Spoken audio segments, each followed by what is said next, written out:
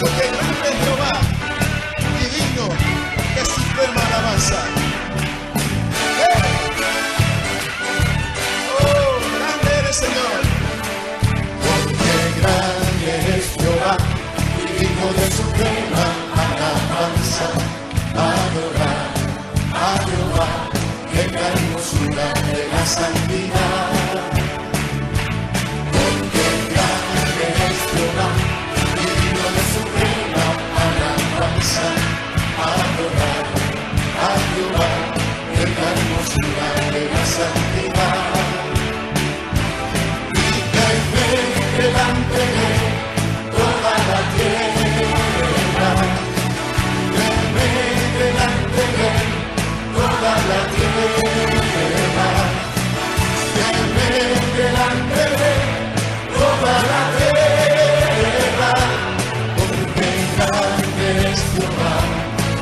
Porque grande es Jehová. Porque grande es Jehová, nuestro Dios. Porque grande es Jehová y digno de suprema alabanza. Adorar a Jehová en la hermosura de la santidad. Porque grande es Jehová y digno de suprema alabanza. Adorar a Jehová en la hermosura de la santidad. Y tenme delante de toda la tierra.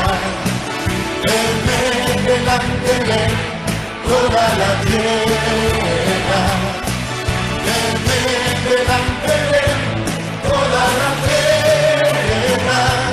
Porque grande es Jehová, nuestro Dios.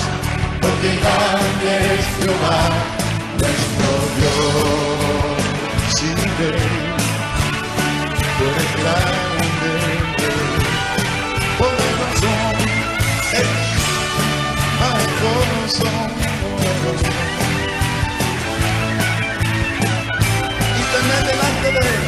Y tenme delante de él toda la tierra.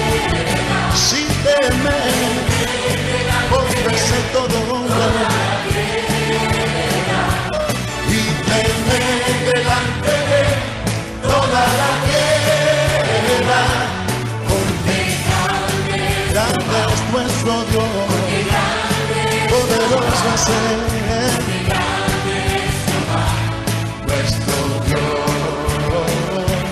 Porque grande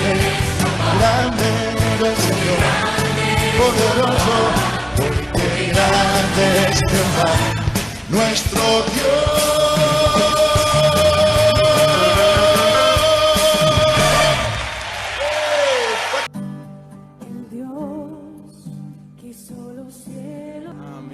Buenos días.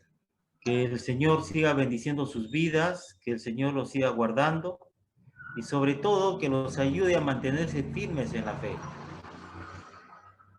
Continuamos con la serie Hombres de Dios. Hoy tocamos el tema el parecido a Cristo. Vayamos a Romanos capítulo 8, versículos 28 y 29. Romanos capítulo 8, versículos 28 y 29. Que Dios, hermanos, nos ayude en esta mañana. Dice, y sabemos que a los que aman a Dios, todas las cosas les ayudan a bien. Esto es, a los que conforme a su propósito son llamados, porque a los que antes conoció, también los predestinó para que fuesen hechos conforme a la imagen de su Hijo. Hermanos, el parecido a Cristo. Si leemos el libro de Hechos, vamos a encontrar que por primera vez se le llamó cristiano, dice, ¿no? En Antioquía, a los seguidores de Jesús. Y ellos, ¿por qué? Porque ellos veían en cada creyente a pequeños Cristos, ¿no? Vivían como Cristo, hablaban como Cristo, enseñaban como Cristo. Y este es el tiempo que se necesita que cada uno de nosotros pueda buscar y dejarse moldear por Dios para que los demás puedan ver, ¿no?, a Jesucristo en nuestras palabras y en nuestra conducta. Hermanos, sabemos, dice, que Dios hace que todas las cosas obren para bien. Sí. El tema pasado vimos cuando José a sus hermanos le dijo, ustedes pensaron hacerme el mal, ¿no? Pero Dios lo encaminó para bien. Génesis 50:20. Ese es el Dios que tenemos. Tenemos que entender, hermanos, que Dios no hace las cosas al azar. Él permite que nosotros pasemos momentos difíciles para formar nuestro carácter. Para formar nuestro carácter. Conversando, por ejemplo, da la situación de inseguridad, hermanos, que estamos viviendo. Vemos que los encargados de mantener el orden en estos tiempos y dar tranquilidad a la población no están siendo debidamente formados en el carácter. El carácter, para antes, por ejemplo, una persona que iba a hacer esta tarea pasaba una serie de procesos, ¿no? Y recién salía para servir. Ahora hay mucha condescendencia, mucha preocupación, ¿no?, por que no les pase nada a los que están preparándose para defender a los demás. Y eso es lo que está pasando ahora. No hay compromiso. No hay compromiso. No hay la vocación de servicio. También, hermanos, en la mañana, lamentablemente, hemos visto, no sé si ustedes han visto esa noticia de un venezolano que fue ultimado allá en Trujillo, ¿no?, por un peruano. Pero lo triste es que este hombre, cuando la prensa hace una historia de su vida del presunto autor, veo que estaba en un púlpito, que predicaba la palabra de Dios, ¿no?, que dice que trabajaba en una congregación, ¿no?, atendiendo a los reos en cárcel, a la gente que está privada de su libertad. Y eso me llevó a pensar, ¿cuánto podemos predicar? ¿Cuánto podemos enseñar? Pero ¿cuánto de lo que predicamos y enseñamos lo vivimos? Y nosotros necesitamos buscar y dejar asemejarnos cada día más al Señor y permitir que Dios sea el que nos moldee, que Dios nos pula. Hermanos, cuando la Biblia dice que Dios hace posible que todas las cosas, ¿no?, o sea, todas las cosas, no está diciendo algunas, no son incidentes aislados, sino es todo, y dentro del todo, pues está el sufrimiento, está la tentación y está el pecado, ¿no?, contra el cual tenemos que luchar todos los días. Tenemos que tener en cuenta que estamos viviendo en un mundo donde prevalece lo malo, donde a lo malo le dicen bueno y a lo bueno le dicen malo. Es un mundo caído donde el que pone el estilo de vida, ¿no?, y que es asumido por aquellos que aún no han sido salvados, entonces ellos viven de acuerdo a lo, ¿no?, lo que dice Efesios, al príncipe de la potestad del aire, al espíritu de desobediencia. Hermanos, cuando habla dice que todas las cosas, dice, ¿no?, ayudan a bien. Tenemos que entender que esta promesa no es para todos, es solo para los que aman a Dios y forman parte de los planes divinos. Los llamados son todos los que el Espíritu Santo convence y permite que reciban a Cristo, ¿no? La Biblia nos dice que hacernos semejantes a Cristo es la obra de Dios y lo verá cumplirse hasta el final. Como Pablo le decía a los filipenses, estoy convencido de que el que comenzó la buena obra en vosotros, la perfeccionará hasta el día de Cristo. Sin embargo, el hecho de que Dios nos transforme en semejanza a Cristo no significa que nosotros no tengamos participación, sino si queremos ser llevados al cielo, tenemos que cooperar. El proceso exige mucha cooperación voluntaria con el Espíritu Santo. El libro de Efesios nos dice, sé lleno del Espíritu Santo. Y a continuación ustedes ven las demandas que tienen que llevar a cabo los que son llenos del Espíritu Santo. Someteos los unos a los otros en el temor de Dios. Entra la tarea, ¿no?, del esposo, la tarea de la esposa, pero si no estamos llenos del Espíritu Santo, entonces, ¿cómo podemos llevar a cabo esa tarea? Hermanos, llegar a ser más como Cristo requiere tanto el poder divino como el cumplimiento de las responsabilidades humanas. O sea, Dios es la tarea de Dios. Pero hermanos, Dios nunca va a pasar por alto nuestra voluntad. Nunca va a violentar nuestra voluntad. Ese es el gran inconveniente que podemos ver, ¿no?, en el obrar de Dios. El Dios que ha creado el cielo, el mar, la tierra y todo lo que hay sobre ella, es respetuoso de la voluntad, de la decisión que tome cada ser humano. Él no forza a nadie. Entonces, hermanos, hay tres cosas que contribuyen a ser más como Cristo. La primera es nuestra entrega a Dios, nuestra libertad del pecado y nuestro crecimiento espiritual, ¿no? Hermanos, eso es para responder, ¿cómo puedo ser más semejante a Cristo? Fíjese que esta palabra, imagen, proviene de un verbo, ¿no?, que dice que significa copia. O sea, está hablando de imagen, semejanza, parecido, o sea, de una copia. O sea, cada creyente debe ser una copia del Señor. Y eso, como dije antes, es obra de Dios, pero con nuestra cooperación, con nuestra rendición a Él cada día. No es que Él lo va a hacer, ¿no?, sino que nosotros tenemos que cooperar, rendirnos a Él. Hermanos, ser cada vez más semejantes a Cristo es el resultado de nuestra entrega a Dios. Y en Romanos capítulo 12, versículo 1 dice lo siguiente: así que, hermanos, os ruego por las misericordias de Dios que presentéis vuestros cuerpos en sacrificio vivo, santo, agradable a Dios, que es vuestro culto racional.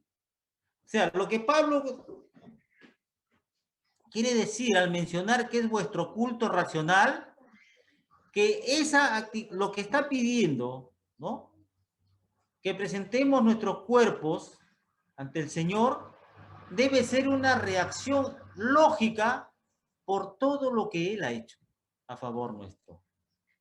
Y permítame mencionarle, en el capítulo 5, fíjese lo que dice el versículo 1, porque menciona, dice, por las misericordias de Dios, justificados pues por la fe, tenemos paz para con Dios por medio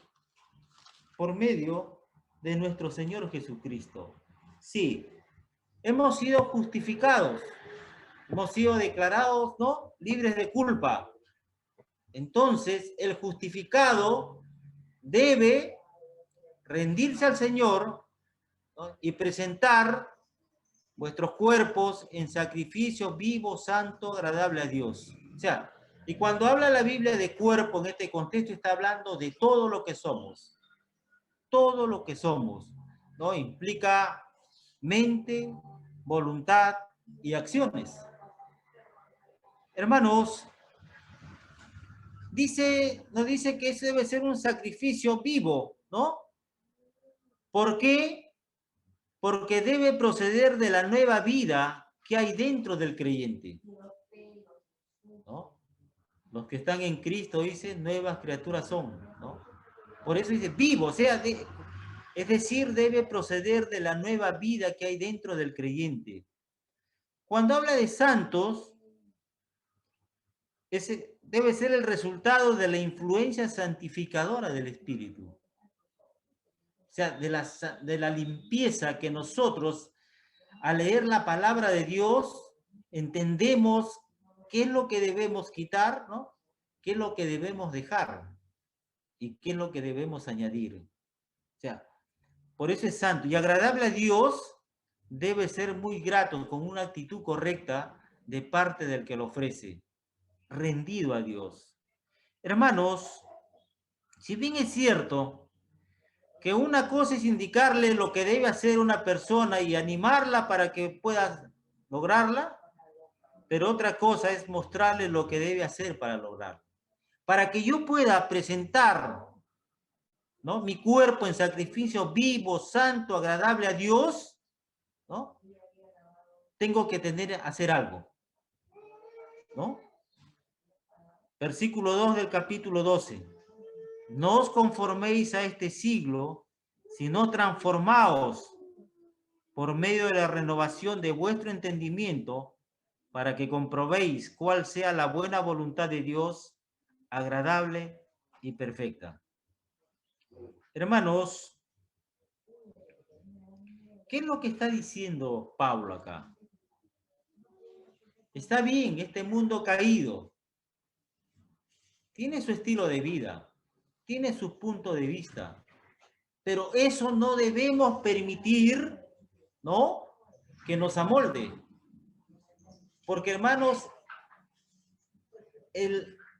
la manera de vivir de la sociedad ejerce hoy en día una presión muy fuerte sobre los cristianos, sobre aquellos que se esfuerzan cada día para vivir conforme Dios quiere.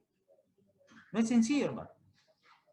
Pero Pablo está diciendo, no se dejen amoldar, ¿no?, sino transformados por medio de la renovación de vuestro entendimiento.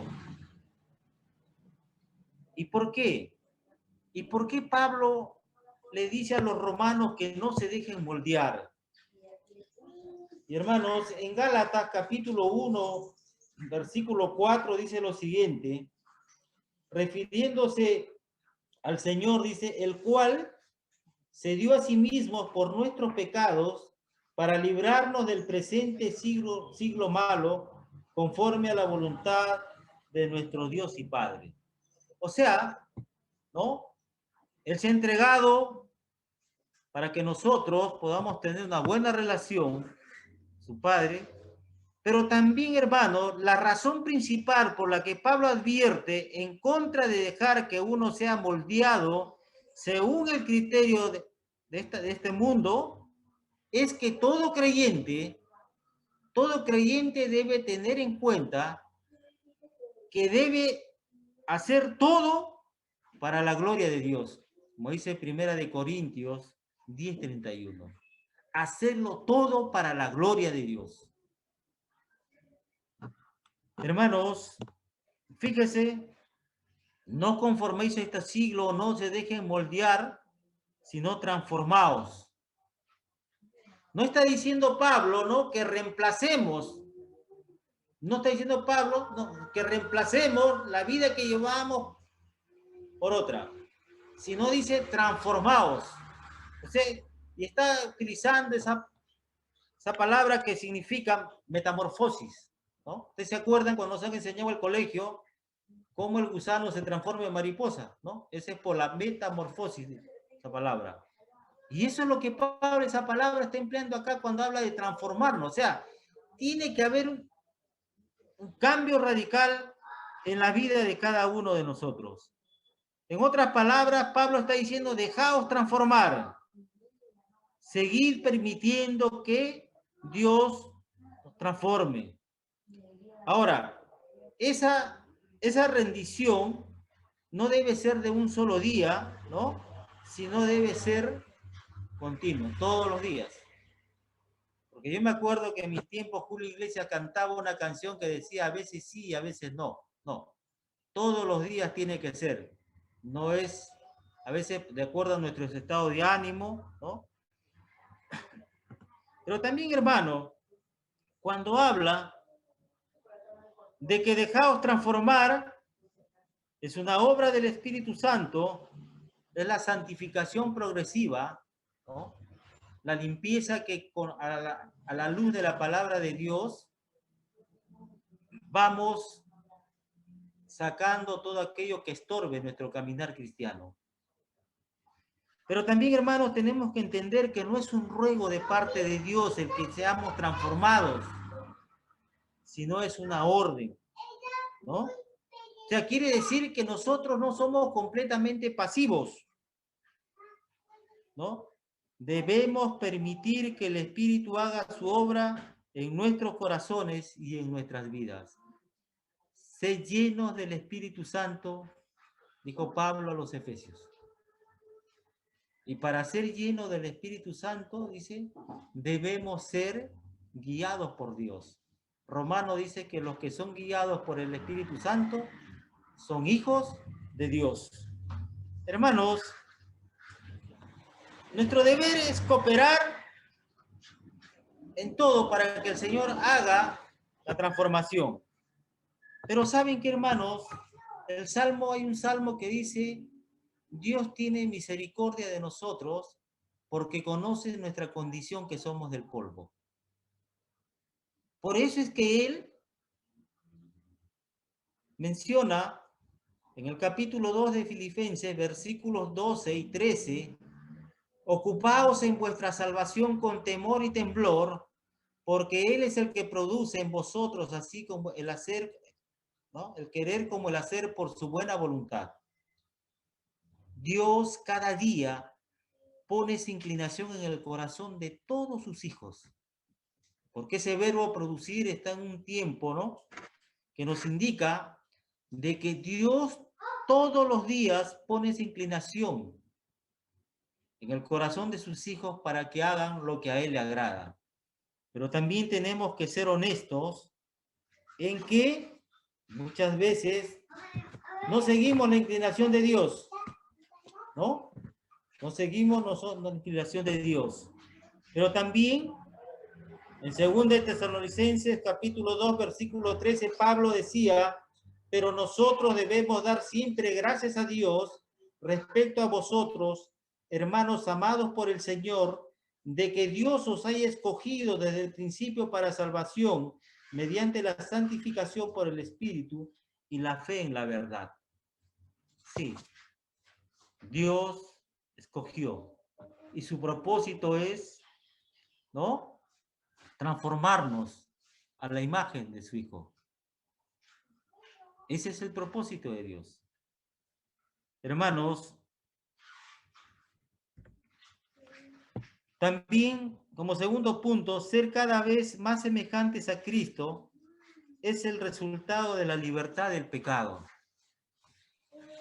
Y en Romanos capítulo 6, versículo 11 dice lo siguiente, así también vosotros consideraos muertos al pecado, pero vivos para Dios en Cristo Jesús, Señor nuestro. Hermano, esto debe estar en nuestro corazón, debe transformarse en una permanente convicción, ¿no? Porque va a ser el punto de despegue de toda nuestra manera de pensar, de planificar, disfrutar, hablar y hacer. El creyente debe recordar constantemente que ya no son lo que antes eran. Sus vidas deben demostrar día tras día que no han olvidado esto.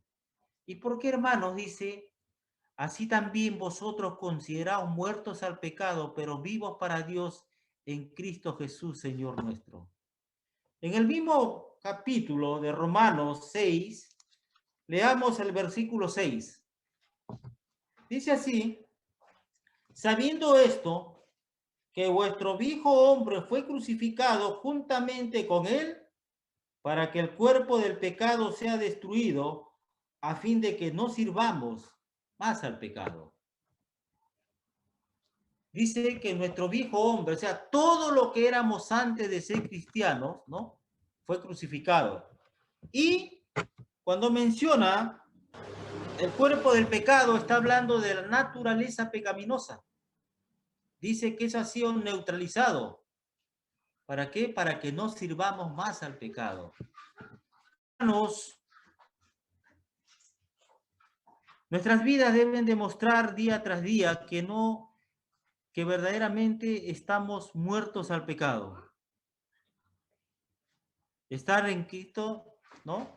Debemos recordar que estamos en Cristo, que hemos sido escogidos en Él, hemos sido redimidos en Él, vivimos en Él, ¿no? Y hermanos, el Espíritu Santo nos ayudará a transformarnos cada día en lo que Cristo ha declarado que somos. Nuevas criaturas, nueva creación, como dice Gálatas, renacidos por el poder de la palabra de Dios.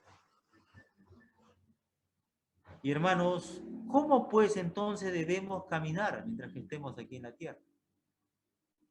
Si nos consideramos muertos al pecado, pero vivos para Dios en Cristo Jesús. En Colosenses capítulo 3, versículos del 1 al 4, Pablo dice, si pues habéis resucitado con Cristo, buscad las cosas de arriba, donde está Cristo sentado a la diestra de Dios, poned la mira en las cosas de arriba, no en las de la tierra, porque habéis muerto y vuestra vida está escondida con Cristo en Dios. Cuando Cristo vuestra vida se manifieste, entonces vosotros también seréis manifestados con Él en gloria. Primera de Juan dice que algunos se retirarán avergonzados ante la presencia de Dios. Por eso Pablo dice, ¿no? Busquen las cosas de arriba. ¿Y qué está diciendo? Tienen que luchar cada día por poner las prioridades celestiales en la práctica. En otras palabras, está diciendo, busquen o prefieran lo eterno antes que lo temporal, ¿no? La Biblia dice que Dios debe estar en el primer lugar de nuestras vidas. Y cuando Dios está en el primer lugar en nuestras vidas, entonces vamos a mantenernos firmes y sobre todo vamos a llevar a cabo la tarea o encargo que Él nos ha dado. Cuando habla, que dice, porque habéis muerto, dice, ¿no es cierto? Significa que nuestro deseo por este mundo debería ser como el de una persona muerta, ¿no? ¿Por qué? Porque el verdadero hogar de los cristianos es donde Cristo vive. ¿Se acuerdan el capítulo 14 de Juan cuando le dijo, ¿no? En la casa de mi Padre muchas moradas hay, voy a hacerles lugar, ¿no es cierto? Y regreso. Hermanos, eso debe ser nuestra meta, debe ser nuestro enfoque. Pero también dice poner la mira en las cosas de arriba, significa mirar la vida desde la perspectiva de Dios y hacer lo que a Él agrada. Si en este tiempo, hermanos, nosotros no miramos la vida desde la perspectiva de Dios, nuestra salud, sobre todo la emocional, se va a deteriorar, nos va a afectar. Porque yo creo que no, el hecho de estar en un solo lugar, ¿no es cierto?, con tantas restricciones, también altera. A muchos yo sé que les ha cambiado la vida, ¿no? Hay gente, por ejemplo, que ha planificado su vida hace muchos años de una manera, tenían su trabajo, tenían sus recursos, pero esta pandemia les ha cambiado la vida. Y entonces nosotros tenemos que aprender a mirar esta vida con la mirada de Dios. Hermanos, este es el tiempo en que nosotros tenemos que buscar a Dios. Este es el tiempo en que nosotros tenemos que leer su palabra. Este es el tiempo en que nosotros tenemos que llevar nuestras preocupaciones, nuestras cargas, todo lo que nos agobia a los pies de Cristo. Hermanos, y sobre todo esforzarnos para hacer lo que a Él agrada. Cuando dice la Biblia que vuestra vida está escondida con Cristo, significa que nuestra vida está oculta y segura. Esté seguro de su salvación y viva cada día para Cristo. Hermanos, Cristo nos da poder para ayudarnos a vivir por Él ahora y nos da esperanza para el futuro. Nos da el poder. ¿Y cómo nosotros recibimos el consuelo, la fortaleza, ¿no? El aliento, el ánimo para seguir? Es cuando buscamos, ¿no?, el rostro de Dios, cuando oramos, cuando vamos a su presencia, y ahí sí no hay nada oculto, todo ante los ojos de Dios, porque Él lo ve todo. Entonces, después de nuestra comunión con el Señor, saldremos fuertes, fortalecidos, animados, consolados, ¿no?, gozosos. Hermanos, no debemos dejarnos moldear por la presión de este mundo, de esta sociedad. Yo sé que es fuerte, por eso es que les digo que necesitamos tener en cuenta, ¿no?, estos puntos. ¿Por qué? Porque ustedes saben cómo vivió el Señor cuando estuvo aquí en la tierra. Él tenía otras perspectivas. Y Él también quiere que vivamos, ¿no?, con las perspectivas de Él, aquí, ahora, este tiempo que nos ha tocado vivir. Como último punto, hermanos, ser cada vez más semejantes a Cristo es el resultado del crecimiento cristiano. Sí. En 2 de Pedro, capítulo 3, versículo 18, Pedro le dice a la congregación, ¿no? Fíjese, Pedro comienza ese capítulo hablando de que todo va a ser destruido, ¿no es cierto? Cielos nuevos, tierra nueva, una nueva creación. Pero dice lo siguiente a sus destinatarios: creced en la gracia y el conocimiento de nuestro Señor y Salvador Jesucristo. Creced en la gracia y el conocimiento. ¿Qué cosa es la gracia? Y eso es lo que, hermanos, cuando no tenemos claro lo que significa la gracia de Dios, es la bondad inmerecida de parte de Dios al hombre, la mujer, o es el favor inmerecido, ¿no?, de parte de Dios al ser humano. Por eso es que Efesios dice que hemos sido salvados por gracia, no porque verdaderamente nosotros hayamos tenido algo que haya podido impresionar al Señor, sino dice por gracia, por la bondad inmerecida. Hermano, y dice que este crecimiento debe ser constante, debe ser diario, que es nuestra responsabilidad y que es una orden de parte de Dios. O sea, si no estamos haciendo esto, no lo estamos tomando en cuenta, ¿no?, entonces estamos pecando. Porque la orden es crecer en la gracia y el conocimiento de nuestro Señor y Salvador Jesucristo. ¿Por qué Pedro les escribe de esta manera a su destinatario? Porque, hermanos, en el tiempo de Pedro, ¿no?, habían maestros, falsos maestros, pero parece que había en demasía o en abundancia. Y Pedro le dice que ellos crezcan en la gracia y el conocimiento de nuestro Señor y Salvador Jesucristo, para que puedan refutar las enseñanzas de los falsos maestros. Hermanos, en este tiempo, hermanos, hay diversas enseñanzas. En las redes sociales se escribe de todo, y aquellos que a veces, en vez de pasar buen tiempo leyendo su Biblia, están pendientes de las redes sociales, tengan por seguro que de una u otra manera están siendo influenciados. Tengan cuidado. No prestemos oído a todo lo que se dice, ni leamos también todo lo que se dice. Vayamos a la fuente, a la palabra de Dios, a la Biblia.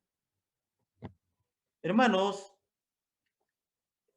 Si bien es cierto que este es el paso más importante para refutar a los falsos maestros, también no depende del tiempo que tengamos en la vida cristiana, no depende de la madurez espiritual que tengamos, ¿no?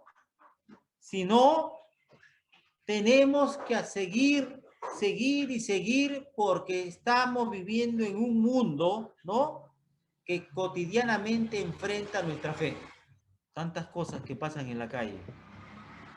Hermanos, recordemos que todavía estamos vivos aquí en la tierra y todo el tiempo que nos falte por recorrer, tenemos que crecer en la gracia y el conocimiento de nuestro Señor. ¿Por qué? Porque cada vez que nos acercamos al Señor, cada vez que nos parezcamos más a Él, estamos preparados para defender la verdad en todas las circunstancias. Resumiendo, hermanos, la búsqueda de la madurez cristiana y la profundización en el conocimiento del Señor Jesucristo conducirá a la estabilidad doctrinal e impedirá que un cristiano se desvíe del buen camino.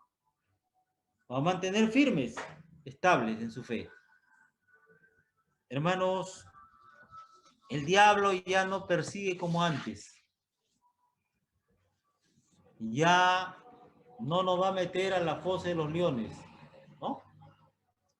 Ya no nos van a asesinar de repente en las calles como antes, en los tiempos de Roma. Pero ¿saben qué, hermanos?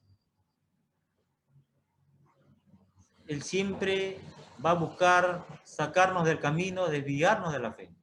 Pero las Escrituras nos enseñan que sean en tiempo de paz o tribulación, hemos de ser como Jesús en toda nuestra manera de vivir, ¿no?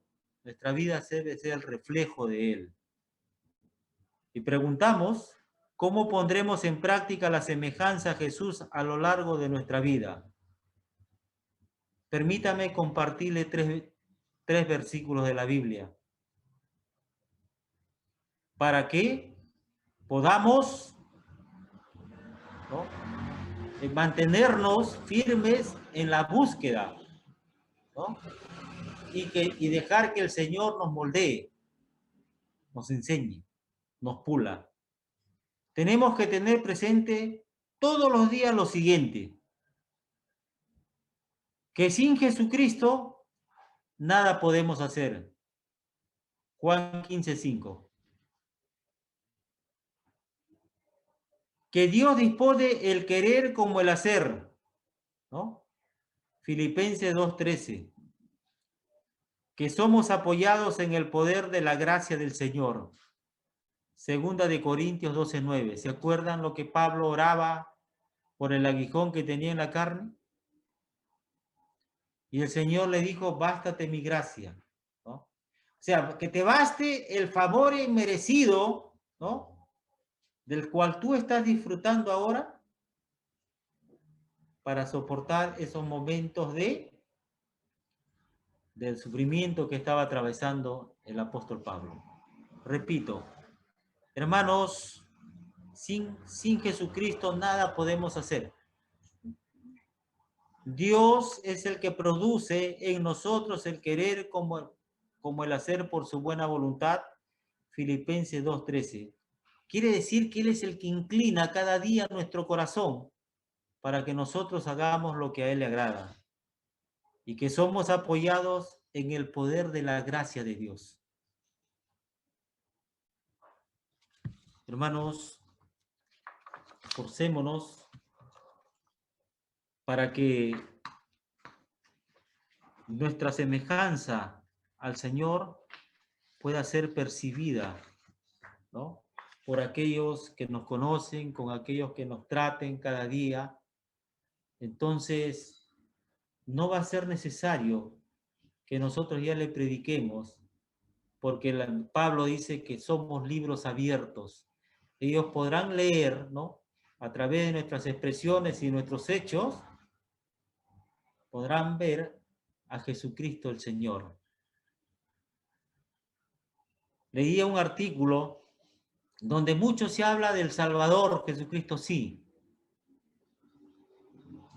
Y cuando no se toca, no se enseña a los hermanos las exigencias, ¿no?, del Señor para los que son salvos. Y el propósito de Dios es que nosotros seamos semejantes a nuestro Señor Jesucristo.